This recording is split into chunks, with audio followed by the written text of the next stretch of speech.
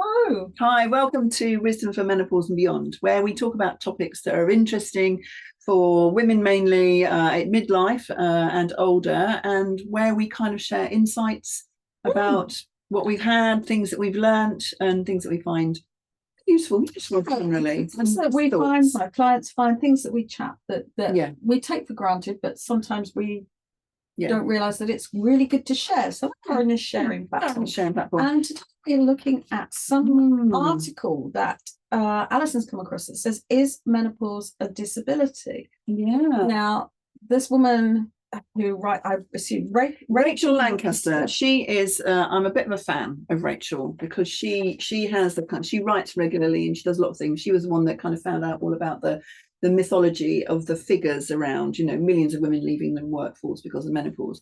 So what I quite like is her thought process, where she kind of goes through and she's considered it. And so it was about, she started off by saying that guidance from Equality and Human Rights Commission has clarified that employers' legal obligations, towards women experiencing menopausal symptoms that may be interfering with their work. So it's not a new law. It's just looking at what already is in existence. So it's not about thinking something else.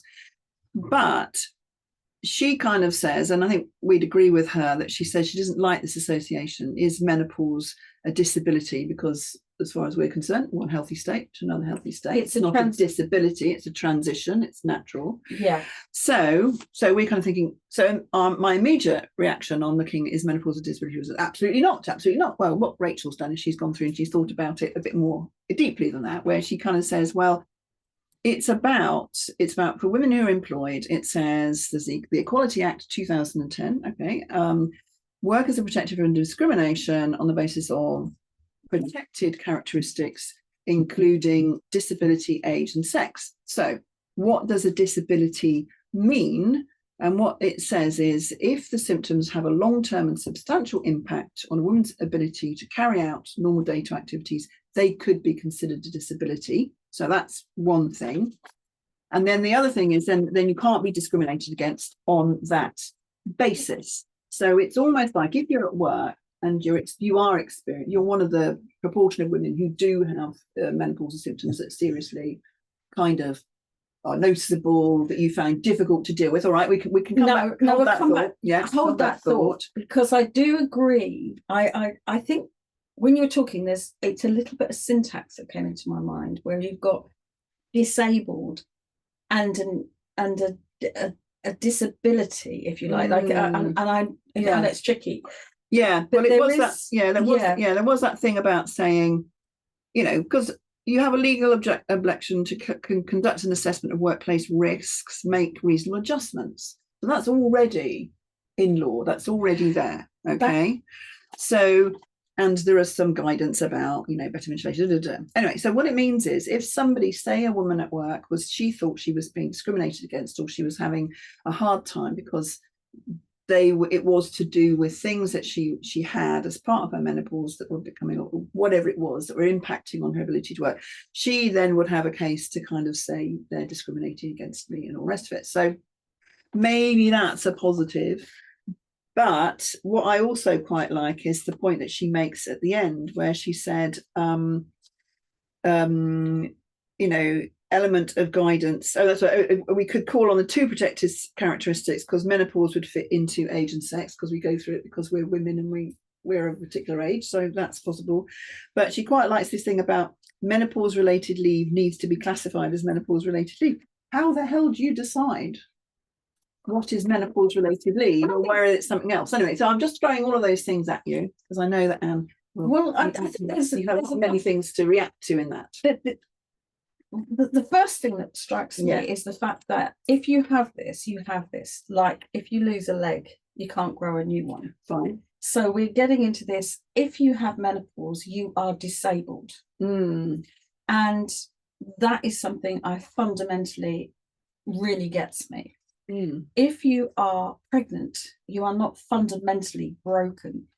You have particular needs, like your chair might have to be a little bit further away. You're not fundamentally broken. But if you're on menopause, you're not fundamentally broken. Whereas the label disabled seems to imply a permanent state. A permanent state that you have reached, that you need quite rightly some ability, some aid, some kind of thing so that you can enjoy it. So if you're in a wheelchair and you can't reach to get your money out the ATM, which nobody does now, but you used to, it was an appalling state of affairs that because you couldn't read that, you couldn't buttons, you couldn't read the buttons. So we've got that. So these things are really good, but they seem to then, people lose their personal responsibility. So if you have a way that you are unable to perform your duties at work, for example. So you've got sleeplessness, you've got sleeplessness, that you go, so instead of saying, I am, this is, you must. What about, I am, let's look into it, let's see if there's a way around it, rather than take on the role of, I'm like this, let the world change. The personal responsibility. And the law is already says that employers should make reasonable adjustments. That's already there. But that's fine. But also, so you could request some reasonable adjustments. But you could. But I would still come back to personal responsibility. That it's still, I'm not sleeping. Someone fix it. Now, I'm not sleeping. Let's try adding magnesium. Let's try doing something else. Let's see whether there's something lacking. Let's see if things are working for me. Am I as healthy as I could be? What's my hormonal state? What is my hormones? How can I have my hormones? Looking at something else. But it's always, I'm not this. Someone needs to do something about it. So I feel there's an element that is not, and I'm not having a go at people individually. I'm more having a go at the fact that we're very quick to medicalize and change something. Yeah. Whereas actually, and that is societally almost saying, you don't have the personal responsibility. We're going to look after you. Okay, so I see where you're coming from. I understand that, but I also, having been in a situation where I was discriminated against at work, and where I was bullied at work, and this was to do with me being female, and in some instances it was to do with me being pregnant at the time and all the rest of it. So in terms of me taking personal responsibility for that, wasn't going to happen. No, I agree. So there had to be, and in that situation, the legislation didn't help me in any way, shape or form. The bastards still did me down. So I think there are instances when things are happening that other people are reacting to you because of that. I mean, I suppose we've talked about it before, where people make those jokes, oh right, yeah, hide all the knives, all that kind of malarkey. That people, I know how undermining that can be on a drip basis. So if you're in the process of menopause and you're going through that transition, and for whatever reason those symptoms are affecting you, and you haven't yet found the right thing to do that, I think there is a case to be made to say there should be some protection. But what I'm feeling is that the way she set it out, that protection kind of already exists. This is what I'm saying. It already exists. And what you've just, the instant you said about hide all the knives is something that really gets me, because women don't just have to be in menopause. They have it their whole life, because they come and they go, oh, my husband says, are you due on blah blah blah? And it's the last 2 weeks and I always have it. And I think so for 40 years in society we are making women suffer with this stuff like it's their fault. Yeah. And then in menopause we're suddenly making it a disability. It shouldn't happen. If your hormones are balanced, we should be promoting women are secure and happy and balanced if their hormones are. Yeah. And if they're not, stop making these silly jokes. Why don't we say, it's very likely, and I see it in clinic all the time, that women go, oh, I've always had terrible, and for 2 weeks every month, no one can speak to me. We get their hormones balanced and they suddenly go, God, I'm a bit irritable for one day. Yeah. But the rest of the time, I've got my whole life back. Yeah. So there's a fundamental attitude that people are. Yes, so there's that whole thing that is it part of that same thing that's saying women are like this, they're more emotional, and then at menopause we need to give them a bit of time off. And you think, why don't we help women understand their hormones, understand what they have control over, understand what they haven't, Mm-hmm. and then instead of labeling us with you need this and you need that, why don't we just go, you've got a lot of power in lots of ways, and instead of just going, you're a grumpy old woman, oh, you're in that PMT moment, oh, you're in a menopause moment, oh, is it the only the number of times I hear people say, oh, I've got menopause brain, and you go, oh, no, you because they're labeling themselves, and actually you should what I would really advocate is, I would love to get hold of a big group of 14, 15, 16-year-old girls, and say, this is what your hormones are doing. If it doesn't feel like this, it's wrong. It's not you. If you go on the pill and it does this to you, maybe you need to do something else. Maybe you can do this. If you go on the pill and you're absolutely fine, great. But this is a normal bleed. This is because girls don't know. Women don't know. So I think there is a teeny bit more information about that at school than there was when I was at school, but there still isn't enough. There isn't enough, but there's not the personal empowerment. And then they're certainly not going to actually talk about what happens at the other end. No, so it's not relevant, is it? I think it's personal empowerment that instead of going, God, the whole of my life, and I do know women suffer terribly, but the whole of my life, it's been quite bad, and now I cannot cope. So everyone else should shift, and you do need, I'm not saying they shouldn't, that's not what I'm saying, but it's like, it's now intolerable. Well, it shouldn't be intolerable. No.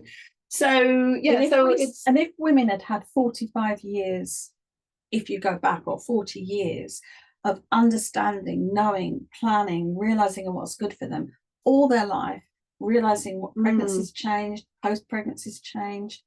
If people had power and insight into their own hormones, then they wouldn't go and become, they would have a change that they had a handle on. So I think it's it's interesting, that's where we've got to, and I said, let's just go with this and see where that happens. But it is that kind of thinking of, so labeling it with that, it's a pretty emotive term to then say that menopause is a disability. Because if you're disabled, you become smaller, which is what disabled people are fighting against at the Paralympics, because they have become a smaller person because something has changed. So I think that's it's a thing, and to me those two words are quite powerful. So menopause is one thing, disability is another thing, and when you put them together, it kind of almost confirms the worst preconceptions that people have. Absolutely, in a way. I mean, we have this, we should be looking for helping to make people more abled, not labeling it as disabled. And I think it's disability. You need to, you need a bit more flexibility at work, but you're not broken. No.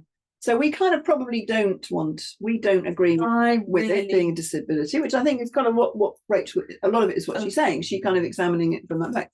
But I think it's interesting to look at it from both points of view and then kind of come up with the end and kind of say, actually, at the end of the day, is it a problem with the fact that women just don't know about their hormonal life? They really don't. Then they get to menopause, and sometimes, and then it kind of it hits you in the face. It slaps you in the face sometimes. I think it's such an important part of us. We know how our toenails grow. We know how our hair curls, and we know how to make the style work or whatever it is. At first you don't, but you gradually get to know your own body, your own hair, your own nails. We should be encouraged to know our own hormones. Okay, so there we go. So it depends where you sit on the jury, in terms of menopause being a disability, where jury is definitely not out for here. We are saying it's not, but it doesn't mean you don't need help and assistance. Would it be a positive thing? We kind of don't think so. No. But so we're going to leave that with you.